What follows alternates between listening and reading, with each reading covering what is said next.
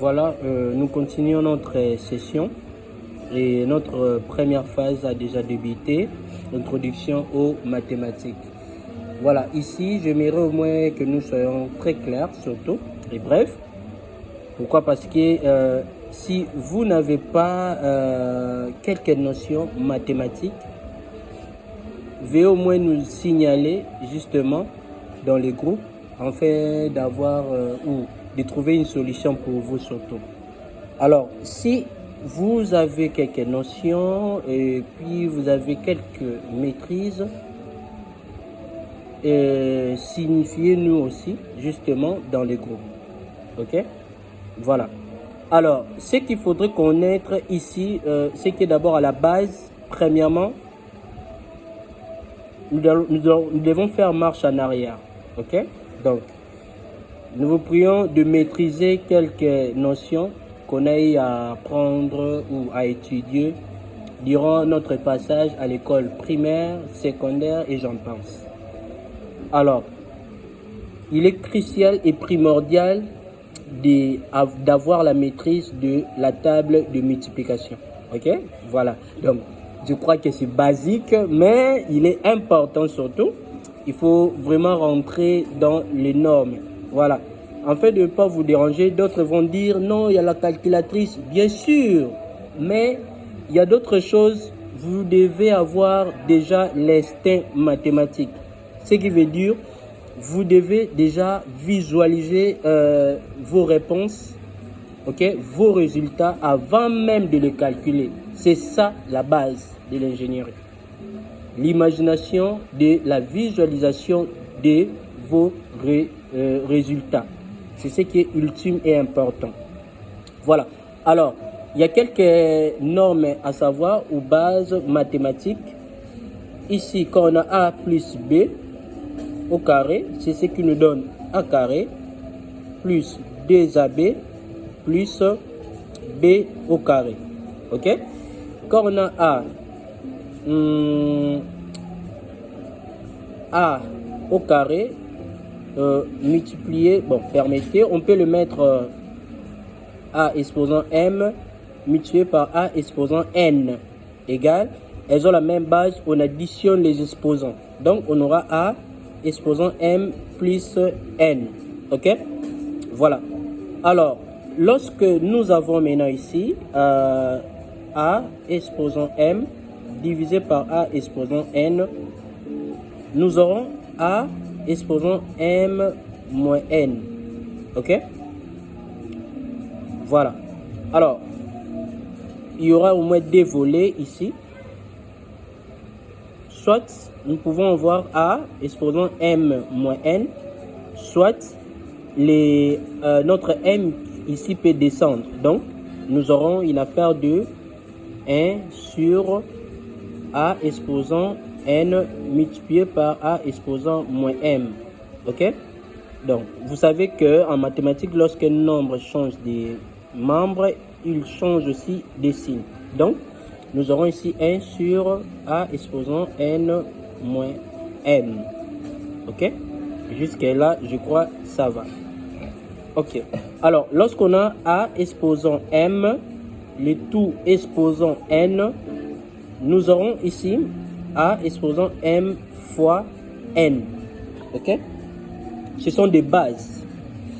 Voilà. Comment maintenant appliquer cela dans le calcul de l'ingénierie? Voilà, parce qu'ici, il n'est pas seulement important de pouvoir mémoriser des formules, mais savoir appliquer ces formules dans des cas pratiques sur chantier, voire même dans nos calculs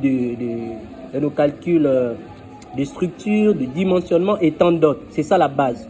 Donc, c'est cette liaison que nous devons au moins créer. Ok? Voilà. Alors, prenons dans nos calculs de forme. Ok? Calcul de forme. Voilà. Nous savons que la surface d'un carré est côté, voilà, côté fois côté. Et pour le rectangle, nous savons que la surface est égale à longueur fois largeur. Ok? Voilà. Alors, pour notre triangle, la surface est égale à la base multipliée par la hauteur divisée par 2. Voilà. Alors, nous devons au moins calculer ici. Qu'est-ce que nous aurons?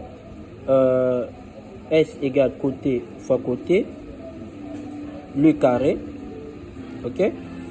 Donc, on sous-entend que on a la même mesure pour toute notre dimension ici. Donc, admettons, on a 4, 4, 4, 4, ainsi de suite. Ok? 4 mètres, 4 mètres, 4 mètres, 4 mètres. Et pour le rectangle, on a surface égale longueur fois largeur. Ok? Voilà. On sous-entend qu'il y a la grande portée et la petite portée. La grande portée est là. Donc, c'est la longueur. La petite portée, c'est la largeur.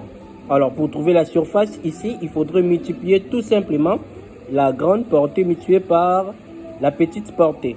Ok? Donc, longueur fois largeur. Alors, pour notre triangle, base multipliée par hauteur divisé par 2. Ok? Notre triangle est là. Ici, on a la base. Pardon. Ici, on a la base. Et ici, on a la hauteur. Ok? Donc, base multipliée par hauteur divisé par 2. Ok? Voilà. Et vous pouvez aussi faire des recherches pour d'autres. Je crois que vous connaissez déjà pour les cercles, pour l'arc et tant d'autres. Parallélogramme, trapèze et tant d'autres formes géométriques que vous pouvez au moins rencontrer sur terrain. Alors, nous avons un terrain ici. Je vous présente ces terrains. On a un terrain qui a cette forme. Ok? Nous avons ces terrains ici. Je vais au moins mettre la forme. Alors, on a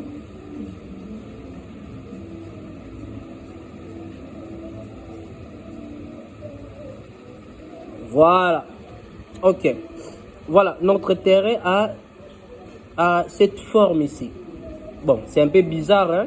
Bon, ces formes, on l'appelle plus de polyèdre. Ok? Donc, c'est un peu de mélange. Alors, étant ingénieur, nous sommes confrontés, ou futurs ingénieurs pour les autres dans le groupe, voilà. Nous sommes confrontés surtout à trouver d'abord la surface. Parce que lorsque vous allez calculer ou réaliser le calcul de déviémétré ou le calcul d'armature et le calcul de structure, il est tellement important de trouver la surface. C'est primordial. Parce que si vous ne trouvez pas la surface, il vous sera tellement difficile de pouvoir trouver le volume. Parce que le volume, c'est justement la surface multipliée par la hauteur ou l'épaisseur. Vous voyez? D'où on doit trouver au moins la surface.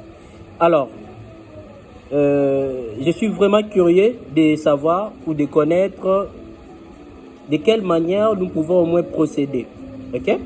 Parce que ici, c'est au moins une forme très bizarre. On n'arrive pas à savoir la longueur est où, la largeur est où, et c'est comment donc. Alors, laissez-moi au moins numéroter cela. Ok? Donc, qu'est-ce que nous aurons ici? Nous savons que d'ici, ok, jusqu'à là, nous avons tout au plus, on a 10 mètres. 10 mètres. Ok? D'ici jusqu'à là, ok? Nous avons 8 mètres. Ok? Alors, d'ici jusqu'ici, ok? C'est toujours 10 mètres. Ok? C'est toujours 10 mètres parce que ça ne se diffère pas. Vous voyez, il y a une partie ici qui est vraiment vide. Ok? Voilà. Alors, comment savoir la surface avec ces cas ici? Ce que nous devons faire, c'est tout simplement, il y a au moins deux cas. Soit vous trouvez la surface totale et vous allez soustraire justement la partie ici.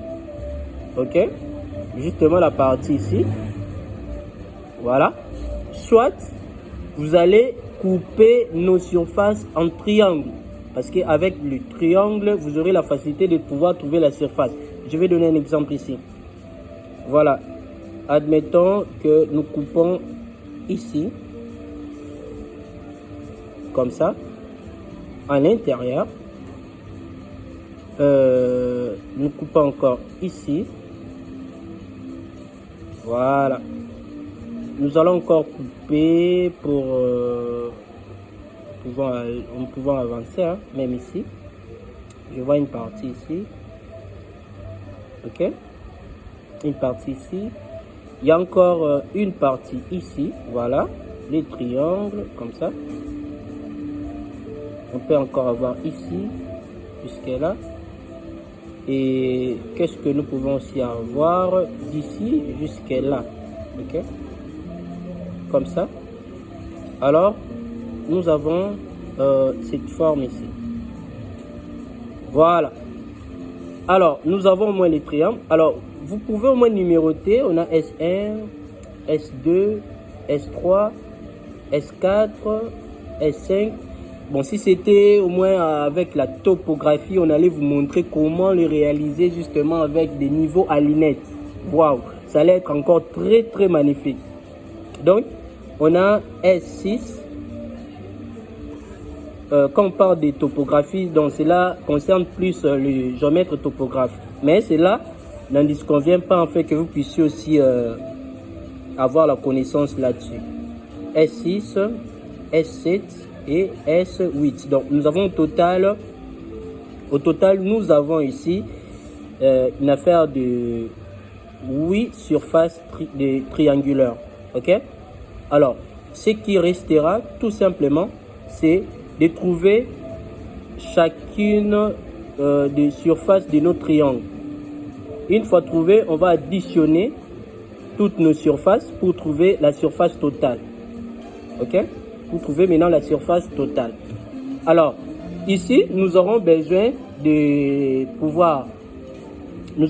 surtout de pouvoir assaisonner avec la formule de Pythagore. Voilà. Pythagore nous dit qu'il faut prendre A carré égale à B carré plus C carré. Donc, l'hypoténuse est égale au carré premièrement du côté adjacent et du côté opposé. Voilà, donc ça c'est l'hypoténuse. Ok, voilà, ici on avait simplifié, c'est par 2, hein, par 2, donc on a 4 ici, on a aussi 4 là-bas, c'est bon déjà. Ok, donc une fois que nous connaissons déjà nos mesures ici, ok, d'ici jusqu'à là, on peut encore couper, hein, ça ne dérange pas, comme ça. Voilà. Donc S8. Donc on a déjà notre 4 mètres ici, 4 mètres encore. Alors qu'est-ce qui restera? Nous aurons encore ici à répertorier d'autres côtés. Et comme formule de Pythagore, on va utiliser A égale à la racine carrée du B carré plus C carré. Ok? Plus C carré. Donc, une fois divisé comme ça, et que vous allez utiliser nos formules ici, il y a encore de la trigonométrie qui entre en jeu ici. Donc, nous aurons la formule pour nos sinus A, nos côtés A, B et tant d'autres. Ok? Donc, ce sont des formules dont nous devons utiliser pour pouvoir trouver nos valeurs de chacune de nos surfaces. Vous voyez un peu ça? Donc, quand nous travaillons, surtout, quand nous travaillons avec de tels principes ou normes, on trouve toujours de bonnes réponses. Le plus grand problème ici, c'est tout simplement nos procédures. lorsque nos procédures sont bonnes, c'est bon déjà. Lorsque vous connaissez déjà ces petits détails, pour aujourd'hui, c'est bon déjà. Ok? Donc, nous vous prions de pouvoir vous exercer avec cet exercice ici. Et trouvez-nous si possible la surface ici. Donc, trouvez-nous la surface ici et vous pouvez au moins nous donner la bonne réponse. Et ensemble, on va au moins donner la correction. Merci beaucoup pour aujourd'hui. On se limite là. On se voit à la prochaine occasion pour la continuité de notre introduction à la mathématique. Merci beaucoup.